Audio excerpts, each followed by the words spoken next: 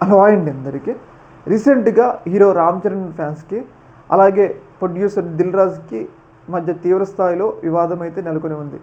ఈ వివాదం నెలకొనడానికి ప్రధాన కారణం ఏంటంటే రీసెంట్గా దిల్ రాజు సోదరుడు షిరీష్ అని చెప్పేసి ఆయన ఏదైతే గేమ్ చేంజర్ ఫ్లాప్ అయినప్పుడు మాకు కనీసం ఫోన్ చేసి ఎలా ఉన్నారు, పరిస్థితి ఎలా ఉంది అని చెప్పేసి ఒక్కరు కూడా ఫోన్ చేసి అడగల. అంటే గేమ్ చేంజర్ ఫ్లాప్ అయింది కదా, మరి ఇంత ఫ్లాప్ అయింది, ఇన్ని నష్టాలు వచ్చినాయి కాబట్టి ప్రస్తుతం ఎలా ఉంది అని చెప్పేసి రామ్ చరణ్ కానీ చిరంజీవి కానీ కనీసం ఫోన్ చేసి అడగలేదు అన్నట్లుగా ఆయన మాట్లాడటం జరిగింది.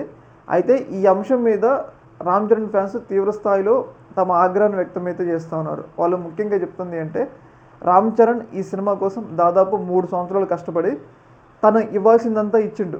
ఏదైతే తను పెట్టాల్సిన ఎఫెక్ట్స్ మొత్తం పెట్టిండు. కానీ మనం చూసుకున్నట్లయితే డైరెక్టర్ శంకర్ తప్పిదం వల్ల ఆ సినిమా ఫ్లాప్ అయింది. ఇలాంటి సందర్భంలో మరి ఎందుకు రామ్ చరణ్ని టార్గెట్ చేస్తున్నారు? ఒకవేళ సినిమాలో లాభాలు వస్తే రామ్ చరణ్కి ఇస్తారా? ఇవ్వరు కదా.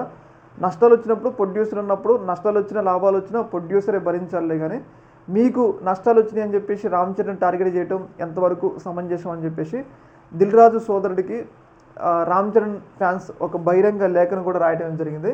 ఇంకొకసారి ఇది రిపీట్ అయితే బాగోదు, ఇదే చివరి హెచ్చరిక అన్నట్లుగా వాళ్ళు తమ ఆగ్రహాలు అయితే వ్యక్తమైతే చేయడం జరిగింది.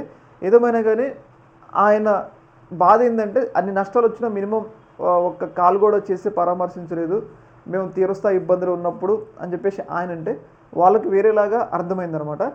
అయితే ఇలాంటి సందర్భంలో మరి వాళ్ళు ఈ స్థాయిలో హెచ్చరికలు జారీ చేశారు కాబట్టి మరి రామ్ చరణ్ గారు అలాగే దిల్ రాజు గారు ఎలా స్పందిస్తారు ఈ యొక్క అంశం మీద అనేది మనం చూడాలన్నమాట. ఈ యొక్క అంశంలో మీ యొక్క అభిప్రాయాన్ని కింద కామెంట్లో తెలియజేయండి. ఓకే మరి, థ్యాంక్ యూ.